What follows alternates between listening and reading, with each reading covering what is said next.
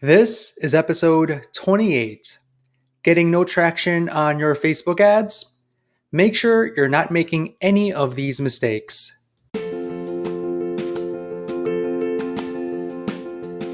Welcome to the Calm Marketer Podcast. My name is Kenneth Fong, a digital marketer on a mission to help businesses thrive.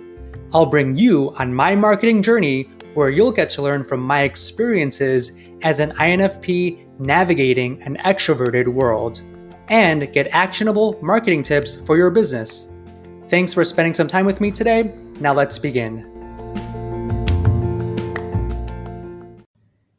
I get a lot of people, business owners, marketers, tell me that, they tried Facebook ads before, but it never works out.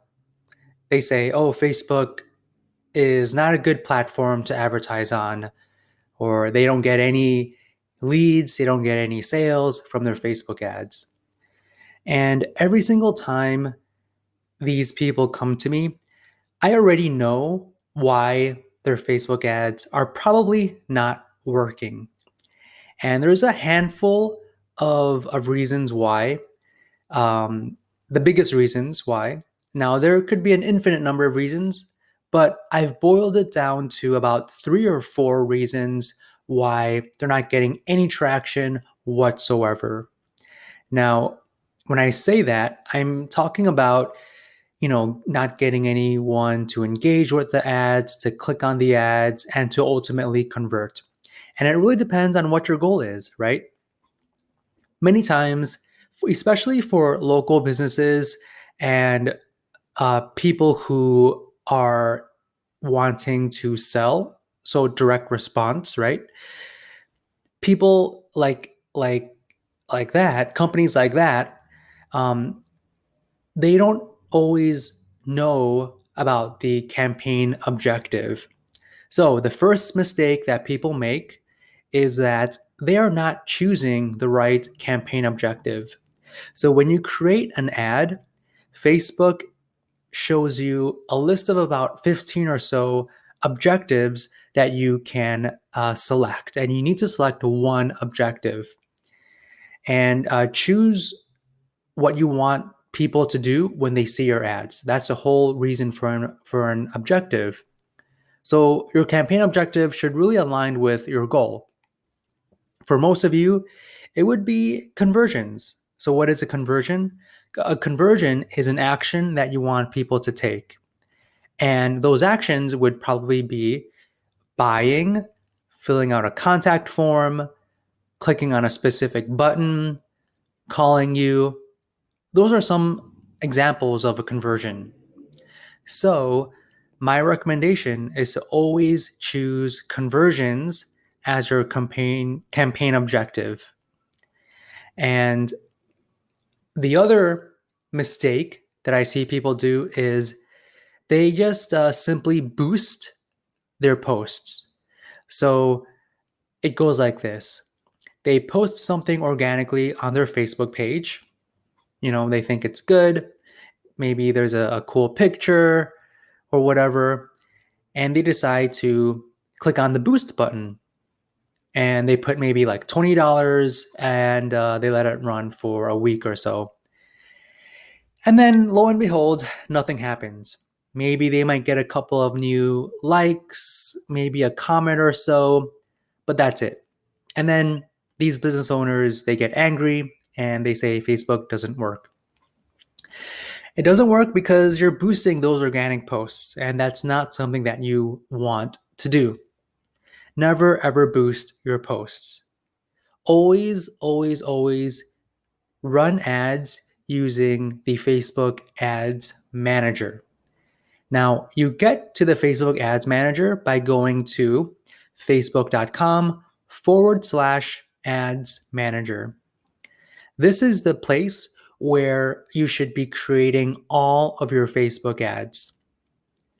Now, if you want to use an organic post, I would highly suggest not doing that because your organic posts don't serve the same purpose as a Facebook ad unless your organic post has a very clear call to action, like a link or anything like that, that's only what that would be the only reason why you would use an organic post to run your ads. But I would highly suggest not using organic posts because they do not work. Now, the third mistake people use is, they put 20 bucks and they let it run for maybe a week or 2 weeks. So, budget is a huge mistake. Make sure you have a good amount of budget for your ads. Now, don't be stingy. A lot of people, they just want to spend maybe $100 a month or maybe $200 a month. See what happens. $20, see what happens. Don't play small, because if you play small, you probably are not going to get the results that you are looking for. So, how much should you invest in Facebook ads? Well, it depends on the cost of your product or your service and how much you are willing to spend to acquire that customer or to acquire that specific conversion. So I would make sure that you are spending a good amount of money that you would put towards getting a new customer.